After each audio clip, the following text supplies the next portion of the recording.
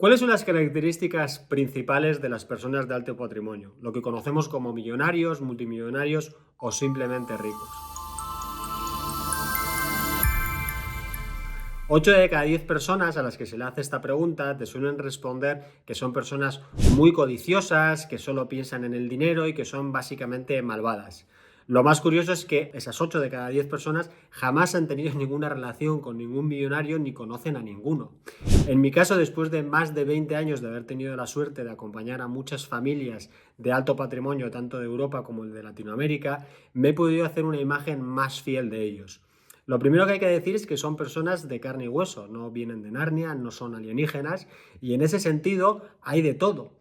Hay personas malas, hay personas buenas, hay personas muy tacañas, hay personas muy desprendidas. No hay una generalidad. Lo que sí que puedo decir es que los mitos que tenemos asentados en la sociedad son bastante incorrectos. Hoy vamos a ver y desmentir 10 de ellos. El primero de ellos es que no son personas que por lo general se levanten a las 5 de la mañana, ni se den duchas frías, ni hagan ayuno intermitente.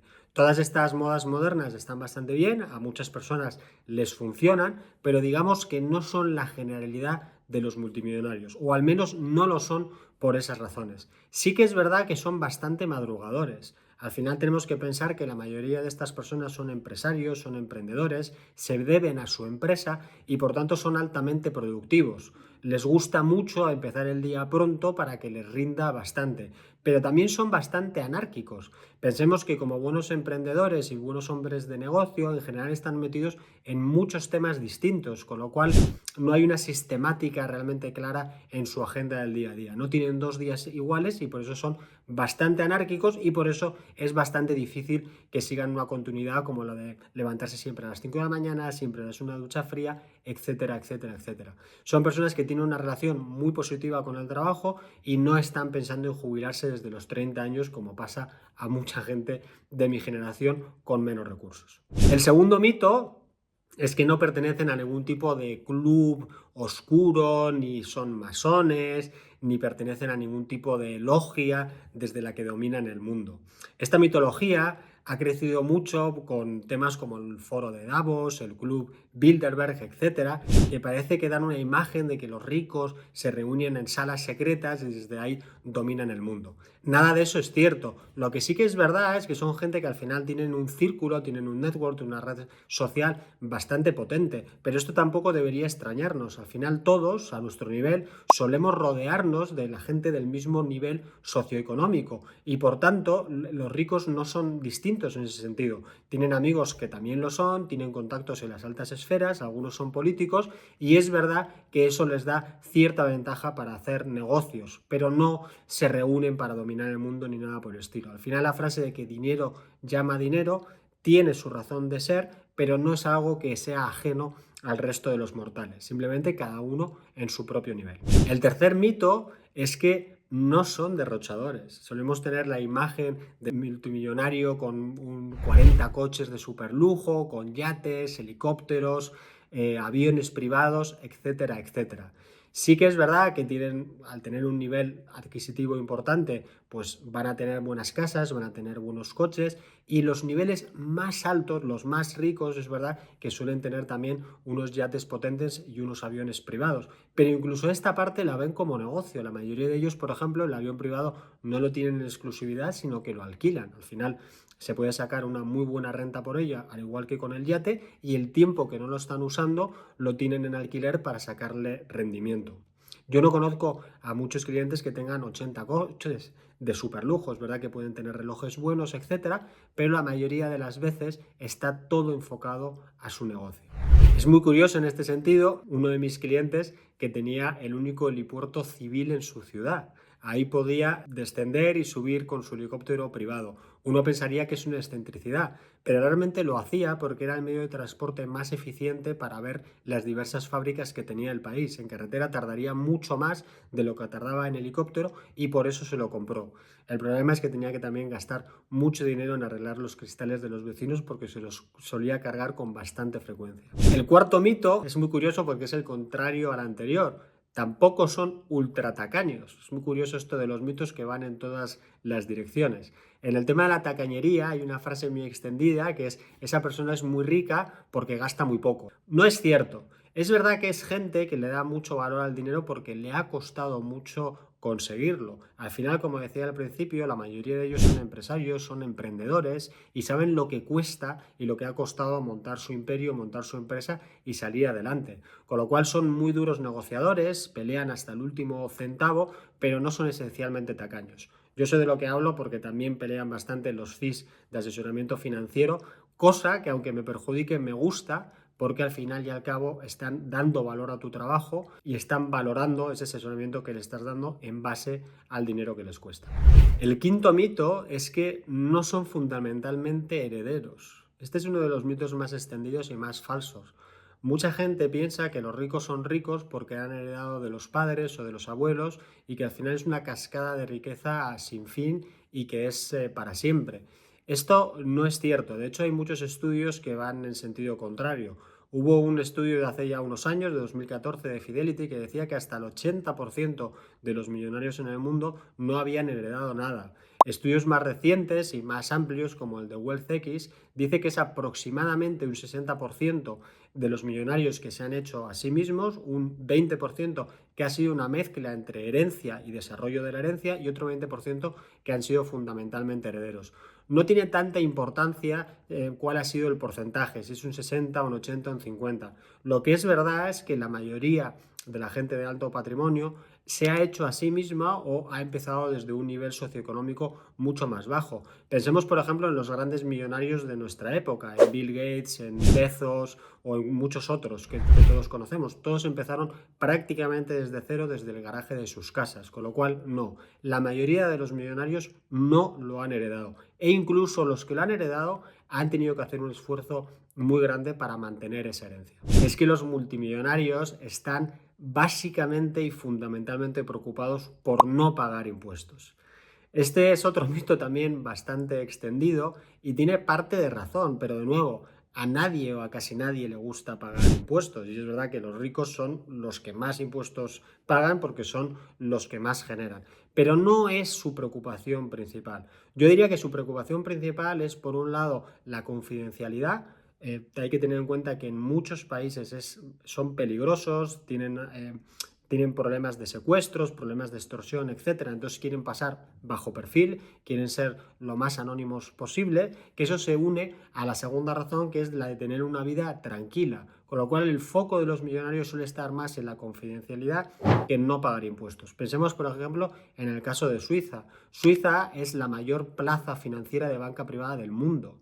El 26% de todo el dinero de banca privada, de todo el dinero que tienen estos millonarios, está depositado en Suiza. Hace unos años Suiza entró en el programa de intercambio de información con otros países, precisamente para combatir la evasión fiscal, para que todo el mundo pagara impuestos. Mucha gente pensó que esto iba a ser el fin de Suiza y la realidad es que el porcentaje, el peso de millonarios en Suiza se ha mantenido. Sigue habiendo un 25% de toda la tarta completa de banca privada que está depositada en Suiza. Y eso es porque Suiza, entre otras cosas, es un país muy estable, es muy predecible y es muy tranquilo. Y eso es lo que valoran fundamentalmente los ricos, mucho más que el hecho de no pagar impuestos. El séptimo mito es que los multimillonarios apenas trabajan. Hay una imagen como de gente que está tirada en la playa o en su yate o en su barco fumándose un puro y tomándose copas de champán. Pues no. Obviamente en su momento de ocio disfrutarán como cualquier hijo de vecino, pero son gente muy trabajadora. Como decía antes, la mayoría de ellos son empresarios, son emprendedores y están muy enfocados en el trabajo, 24/7 y 365 días del año. Yo a mi nivel, que también soy un empresario, he visto cómo se ha dado esa falta de diferencia entre lo que es tu vida personal y tu vida profesional. Al final todo se funde porque tienes que llevar tu propio negocio. En el caso de la gente de alto patrimonio esto se eleva al cuadrado, ya que tienen a muchas personas, a muchas familias bajo su cargo y al final tienen mucha responsabilidad. El tema de que los ricos también lloran es muy cierto. Ellos tienen una dinámica de problemas diferentes a las que podemos tener nosotros o el resto de la sociedad, pero hace que estén continuamente estresados y continuamente vigilantes de su negocio, con lo que habitualmente no es que no trabajen mucho, sino que son los mayores trabajadores dentro de su propia empresa. El octavo mito es que la mayoría de los multimillonarios son muy inteligentes, tienen un alto cociente intelectual o que han estudiado en grandes universidades. Es un mito cierto a medias, por supuesto que hay multimillonarios que son muy inteligentes y que han ido a grandes universidades, pero como decía al principio, al final son personas normales como todos nosotros, con lo que de nuevo hay de todo. Hay gente muy inteligente, gente muy poco inteligente, etcétera.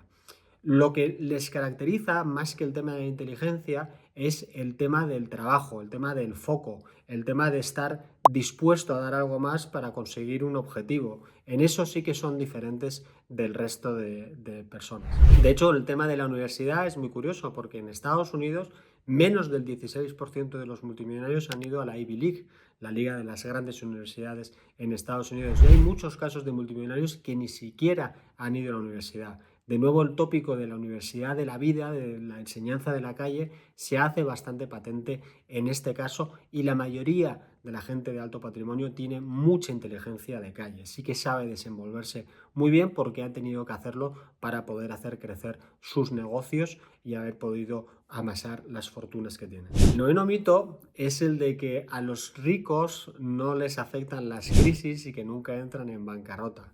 Este mito es muy curioso porque, aparte de ser muy poco cierto, es bastante fácil de saber que es falso.